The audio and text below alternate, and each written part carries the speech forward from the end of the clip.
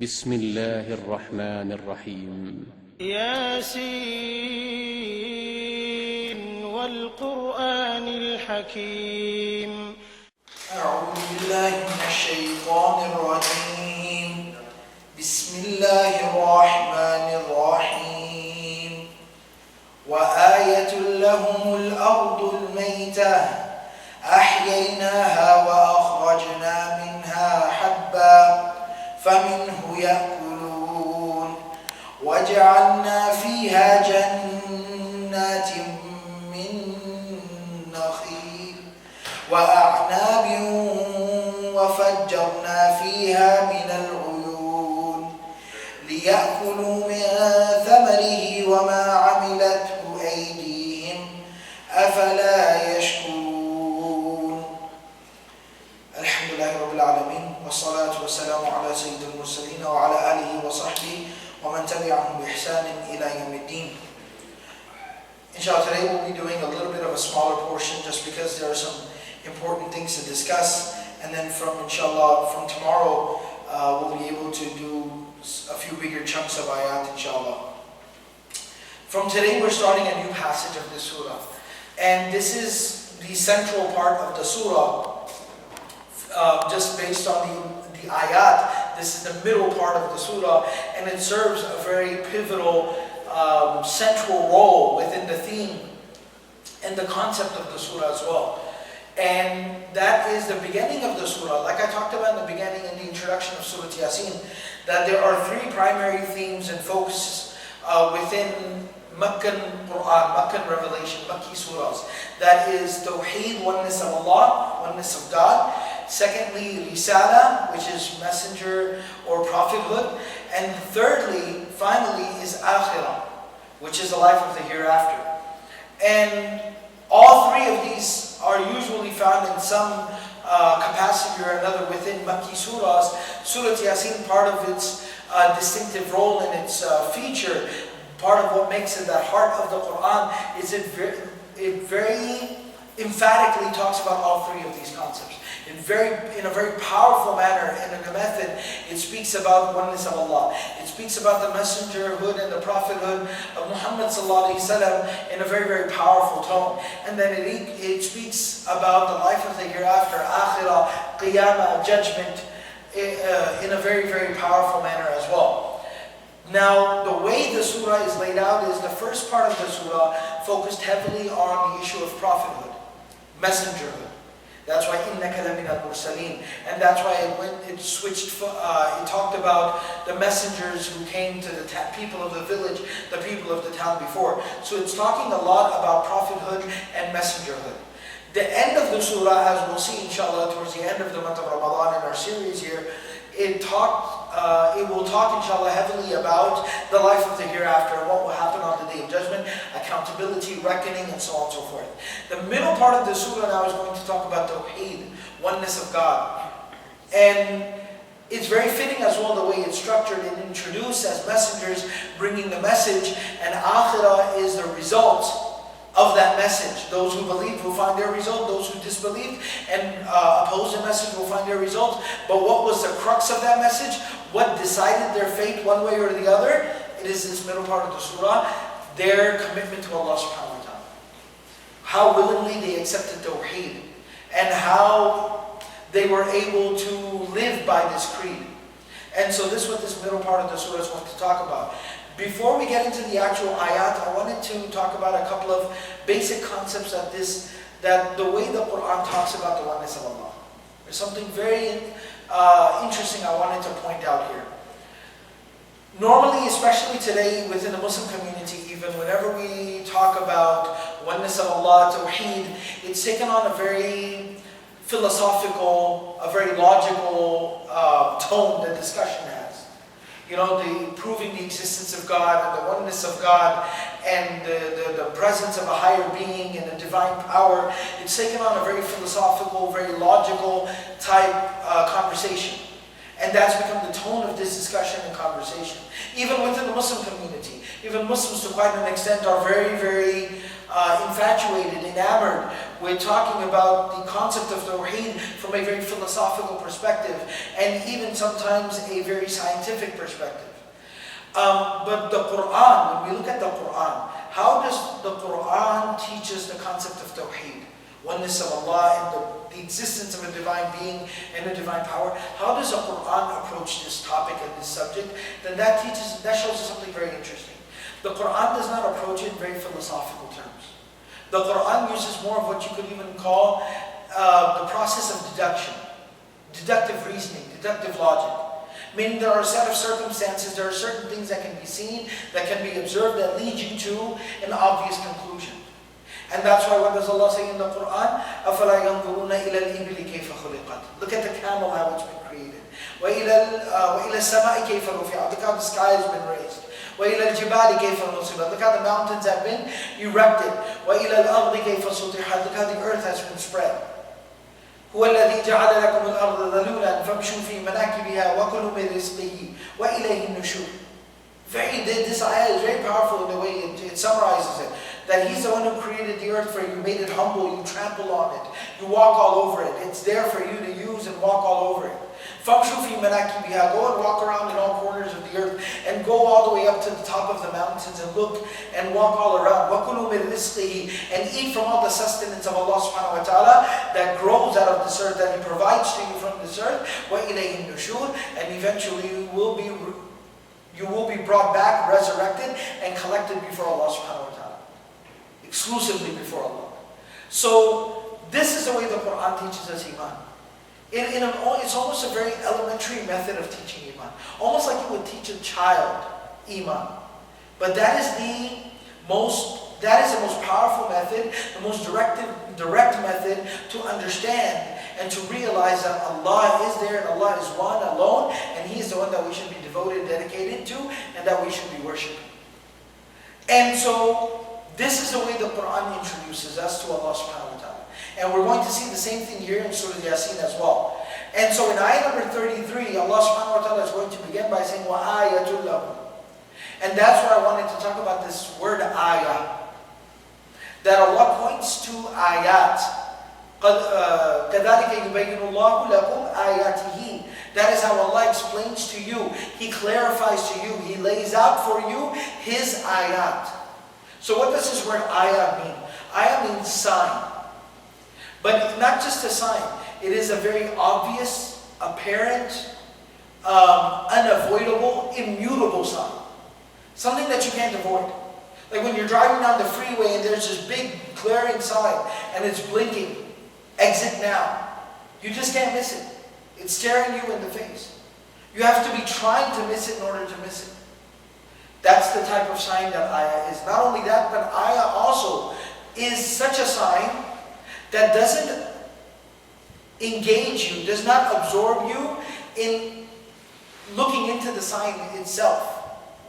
Rather, that sign immediately points you to something else. You don't have to make a conscious effort.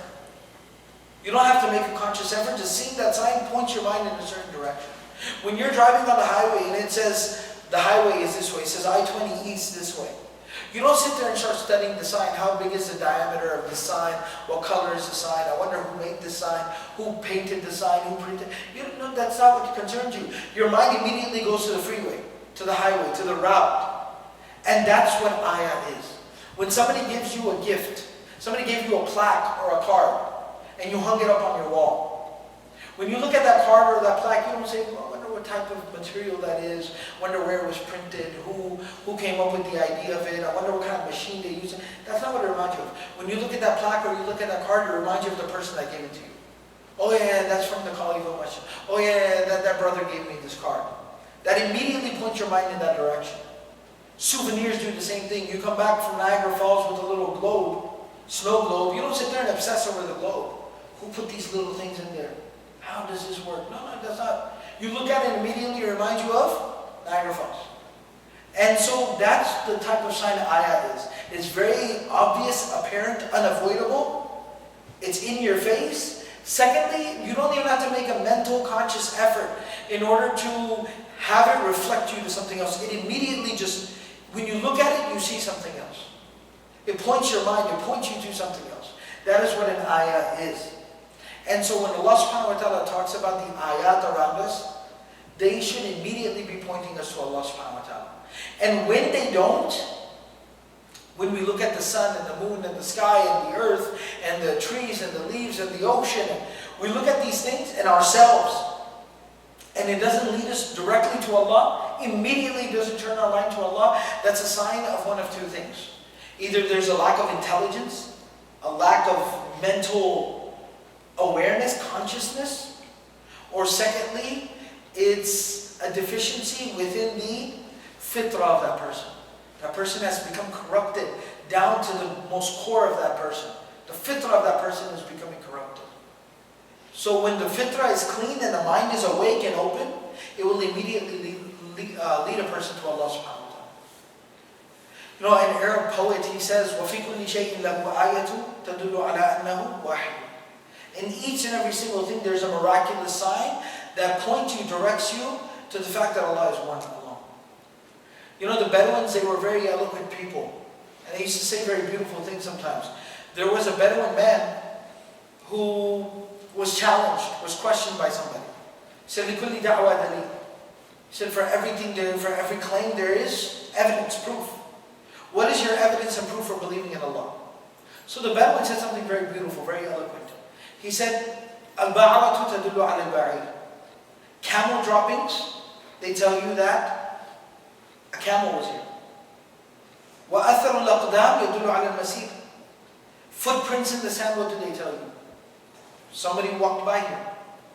So he said, فَالْأَرْضُ ذَاتُ أَشْجَارٍ وَالْبِحَارُ ذَاتُ أَمْوَاجٍ وَالسَّمَاءُ ذَاتُ أَفْلَاكٍ أَلَا يَدُلُّ ذَلِكَ عَلَى اللَّطِيفِ الْخَبِيرِ. He said that the earth that's full of trees, the sky full of stars, and sun and moon and planets, and the ocean full of waves, doesn't that tell you that Allah is there? Al-Latif al-Khabir, that He's there. He created all of this. It should lead you directly there.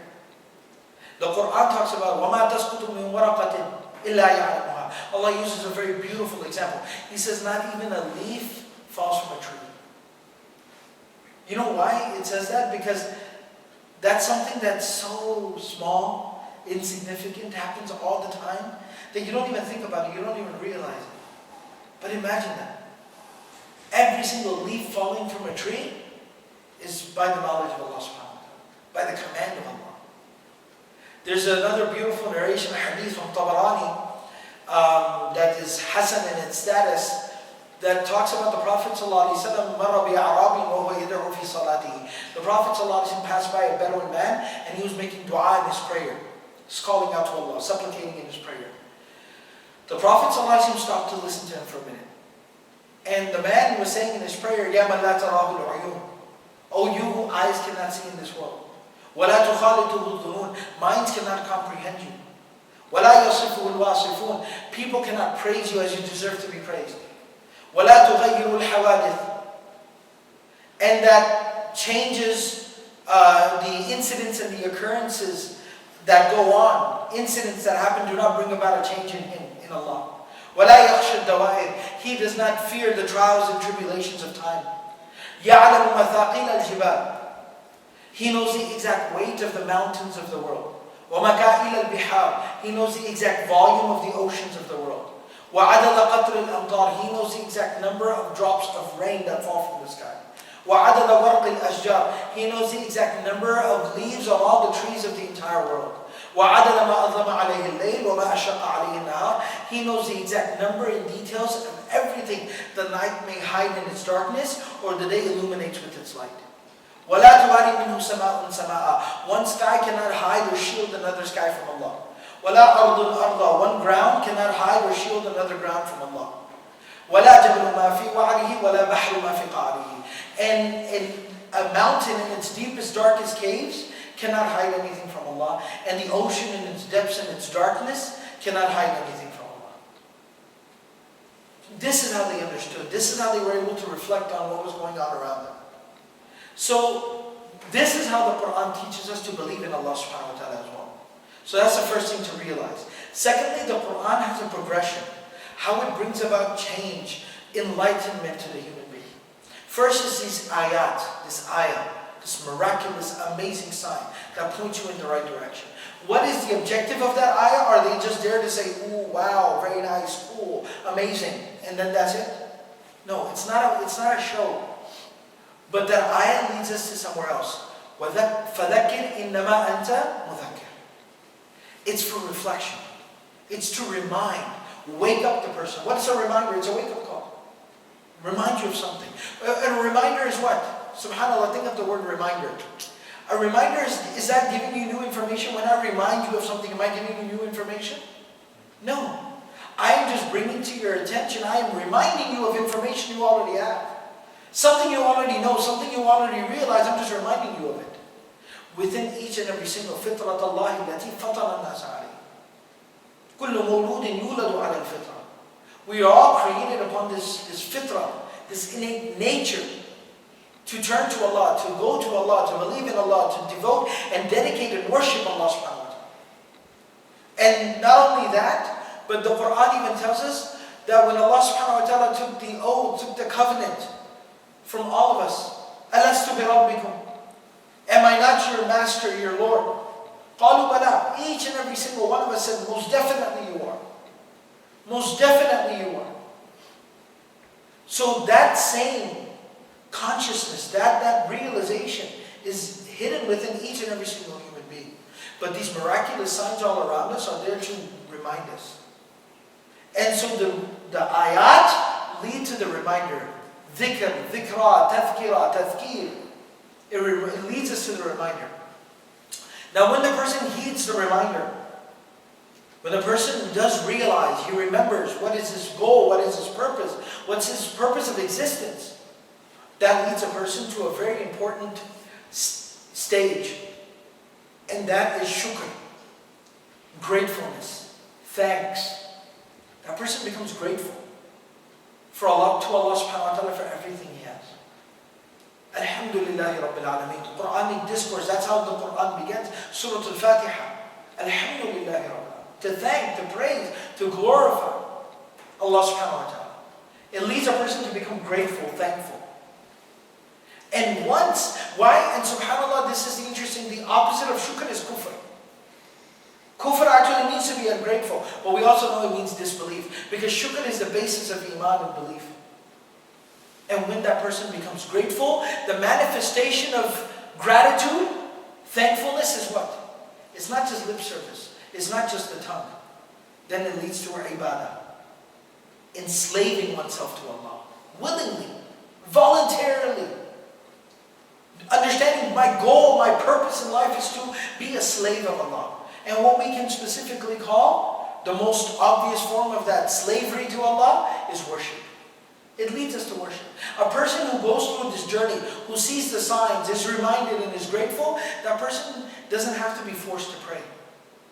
That person doesn't need a police force to make sure that he's fasting. He does it voluntarily. That's the person that wakes up in the night, when it's not even a fard prayer, pulls himself, drags himself out of bed at 3 a.m., goes and makes wudu, stands up, says Allahu Akbar, stands there in the darkness of night with nobody knowing what he's doing. One-on-one, just him and Allah. He doesn't need any other extra incentive. That's a person during his lunch break, while everybody is laughing and joking and talking and entertaining themselves and having a good time and socializing. That's the person that finds a quiet little corner and opens the Quran and sits with the book of Allah. Nobody's making him do it. It's not an obligation, but he feels compelled. And that is a realization of truth, being a slave of Allah, and realizing our purpose and our role in life. So this is kind of like you could consider it a prerequisite to the passage that we're going to be studying now. And if we keep this in mind, then inshallah, it'll be very easy for us to understand the subsequent ayat. So inshallah, for this reason, since we spent some time on the introduction here, we'll only be studying 3 ayat today, very basically. Allah subhanahu wa ta'ala in ayah number 33, He says, وَآيَةٌ لَهُمُ الْأَرْضُ الْمَيْتَةُ وَآيَةٌ لَهُمُ الْأَرْضُ الْمَيْتَةُ.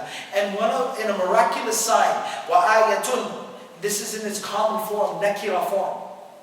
So Allah says, وَآيَةٌ لَهُمُ الْأَرْضُ الْمَيْتَةُ. And a miraculous sign for them, for these people, who aren't realizing, is al-ardul mayta.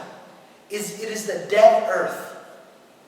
And the reason why the word ayah is in its common nakira form, either litafkhim, to show that this is something very important that's being talked about, or it's also litanwiyah, because there are multiple ways to understand what this ayah. There are multiple ways to reflect on this ayah, which I'll come back to after briefly explaining the ayah. Ahyaynaha, we revived it. We brought this earth back to life.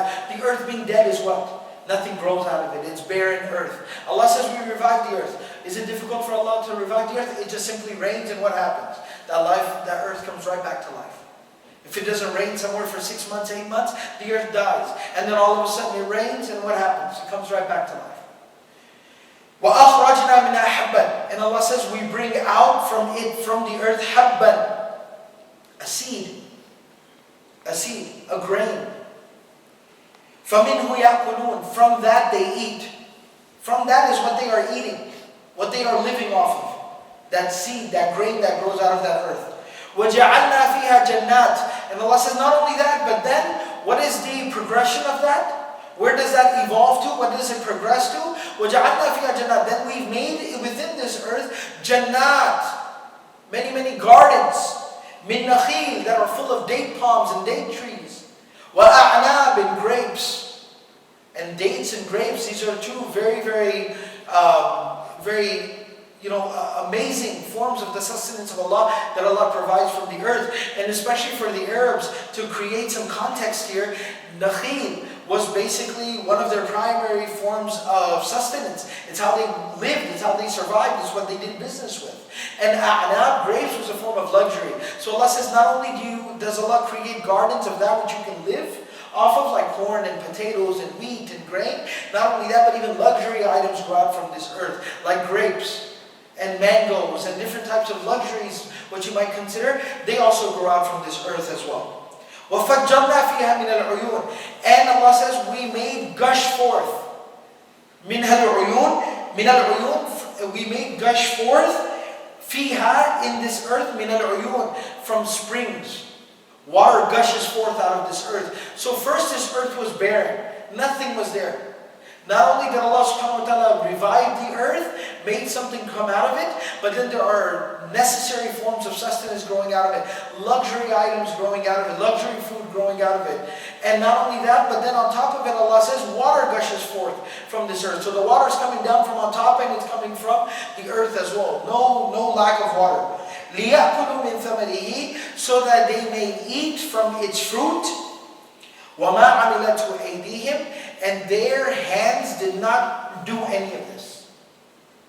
So that they can eat from its fruit. And then Allah says, by the way, if you haven't, just in case you've forgotten, their hands haven't done any of this.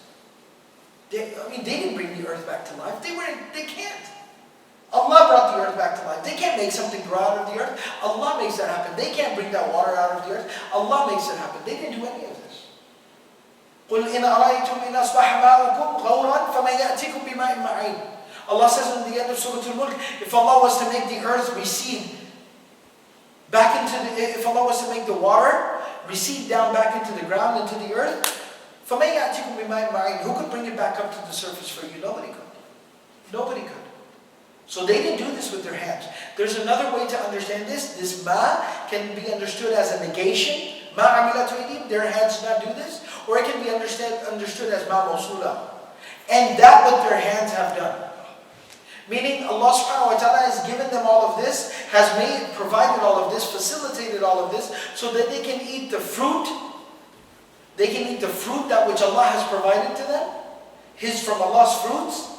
Or or even that what they do, what they earn with their own hands, that too is only due to Allah subhanahu wa ta'ala making it possible. I mean, when people do go out there and they make something, they grow something, they earn something with their hands, is that possible without it being facilitated by Allah? Absolutely not. They can't. Even when a farmer does farm and he harvests his crop, he was only able to do that because Allah first provided the earth, the sunlight, the water, the fertility of the soil. If Allah had not provided that, could he have grown anything? No. So there's two ways to understand this, that their hands did not do anything, they didn't make any of this happen, or whatever they make happen is also due to only Allah subhanahu wa ta'ala facilitating it for them. That's only why they're able to provide anything for themselves. أَفَلَا يَشْكُرُونَ أَفَلَا يَشْكُرُونَ. So then, the 5 years like as a conclusion. Then finally as a conclusion, are they not grateful? Are they not grateful? Don't they realize? Don't they show their gratitude? Why don't they live a life of gratefulness for everything Allah has given to them? When they can't even survive, they can't live. It mentions food and water here in this ayah. They would die without Allah subhanahu wa ta'ala providing for them. Why aren't they grateful then? So this is a kind of an understanding of the text of the ayah. And so it obviously is talking about the nature that we see around us. Allah making everything grow that happens around us, what we eat, what we drink, what we live off of, what we survive off of. But there's another understanding to these ayat as well. There's a spiritual reflection here as well. This is like the physical understanding of these ayat, but there's a spiritual interpretation, understanding of these ayat as well.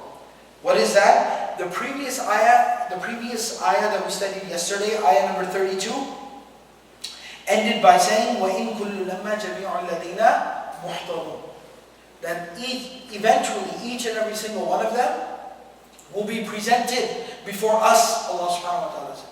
They'll be presented, they'll be made to stand. This is of course talking about resurrection. Being brought forth, brought back to life on the Day of Judgment, and being made to stand before Allah. Now, we know that the mushrikun of Makkah, disbelievers throughout the history with all the different prophets and messengers, and even with the Prophet Muhammad ﷺ in Mecca, one of their primary objections was, وَقَالُوا إِذَا كُنَّا عِظَامًا وَرُفَاتًا أَيْنَا لَمَبْعُوثُونَ. When we're dead and we've decomposed within the earth, how are we going to be brought back to life? That's impossible. What are you talking about? What is this nonsense?